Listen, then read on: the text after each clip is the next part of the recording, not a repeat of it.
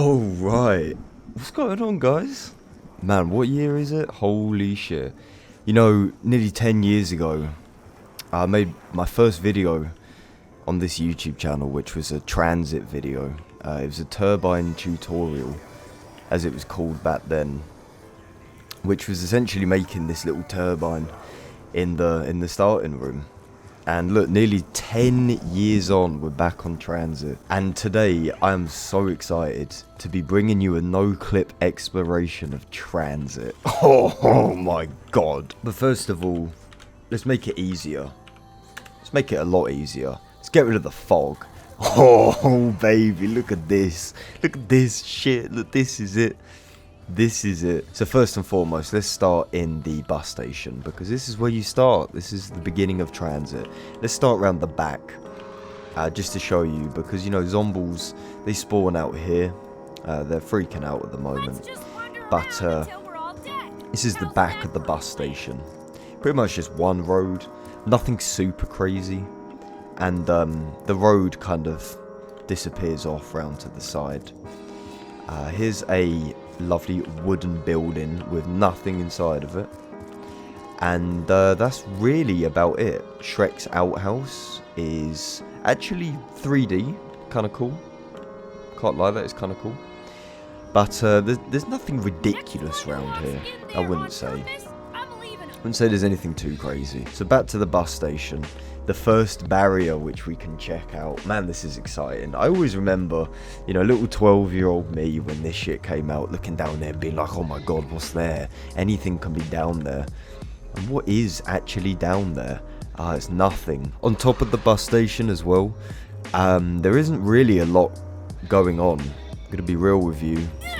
There is a roof, but and there is also kind of collision, but it doesn't work 100%. Some weird barriers on the go, but for the most part it's actually quite playable. So that is definitely surprising that there's even collision up here. I'm not really sure why that would ever be needed, but there you go. So here's the garage. Again, another barrier. So let's have a look behind here. Not a great deal, but there is actually quite a large open space. This is actually a really big space, and you can see out of this garage door, which is kind of cool. But you can't see in. I mean, maybe this was actually supposed to be a part of the map. I'm not really too sure, but there's a lot of detail on the go here, which just disappears the further you go in. But the fact that this is all solid and you can actually look out of here, I don't know, maybe that was a planned location. Here's a closed off house, barn thing, whatever you want to call it. And there's nothing in here, but again, it's solid and you can actually walk out of it. Again, I'm assuming this is a zombie spawner. So that's pretty much the bus depot. We can have a look under the map just to see if there's anything underneath bus depot, or depot should I say. But no, there isn't really anything too crazy, apart from where the bus is. Yeah, nothing ridiculous, but still interesting nonetheless. Here is the top of the tunnel, which I always assumed would have something up here, because that's what it looks like, that there was some kind of road or something, but there's not. Typical Treyarch. Look, there's fucking nothing here. There's literally nothing. But again, the fog completely shrouds this. It's good on Treyarch, because they always know what they're doing. But there is this wonderful bunker, and man, I remember this exactly from way back. Always looking through it, being like, oh my god, this open door, what does it mean? Mate, look, there's nothing, it's not even a room. There's nothing, it's like a wardrobe. Here's another tunnel, and again, correct me if I'm wrong, but I remember Shelter was some kind of like Easter egg, or it was some kind of urban legend, you know, that like, oh my god, maybe this is like the shelter in Nuketown, you know, and it was all connected. And man, I miss this. The world building is incredible. You know, Treyarch, god damn it, they can really fucking do it. But this is the exit from the tunnel. So just to reiterate a point, the tunnel does not exist. Look, it just doesn't exist. And here's the road which disappears off. So yeah, that's the tunnel. Kind of cool. It's good to see what's behind the barriers. I will say this place looks really nice without the fog, you know, the luminous kind of aesthetic on the go. Let's go smack this box. See, you can't open the box unless the door's open, which is quite cool. I think that's interesting. So, yeah, there's nothing in terms of not death barriers. In terms of zombie barriers, really all we have is this outside area, which, as you can clearly see, is not that exciting. It's just a lot of terrain, pretty much. But it's really cool to see how linear TranZit is. I always had this thing, you know, way back when you were playing this shit when it came out, because, you know, this was revolutionary for zombies. You know, the freedom of it was incredible, and there was this real sense that there was a large map with loads of secrets, with loads of hidden locations and whatnot. And to be honest with you, it's just so incredibly linear. But my god, Treyarch, again, they really sell the illusion. Alright, so we're back after a little malfunction. I think the game likes to crash after a certain amount of time, but it's okay, we can deal with it. Anyway, look, here's the back of town, which is obviously, you know, kind of linked to the bus route. I think you used to be able to, yeah, you did, didn't you? You used to be able to run over here, and you could basically get a shortcut into town. I remember this place being like a major source of fucking conspiracy. People thinking this was some like secret location and shit. And look, you can even get up to the top, and you can tell there's not a lot happening. It's all pretty low poly, it's all pretty low effort. Well, not even low effort, but just, you know, there's not a lot happening here. Apart from a zombie spawn, which, to be honest, I never even noticed before. Here's farm. Oh, it's farm, innit? Not power. I always forget this place exists. Yeah, I think we're nearly there. So we're just gonna... Oh, no. Farm's the next stop, isn't it? It's alright. It's fine. Way out. It's alright. To be honest with you, it doesn't look all that exciting.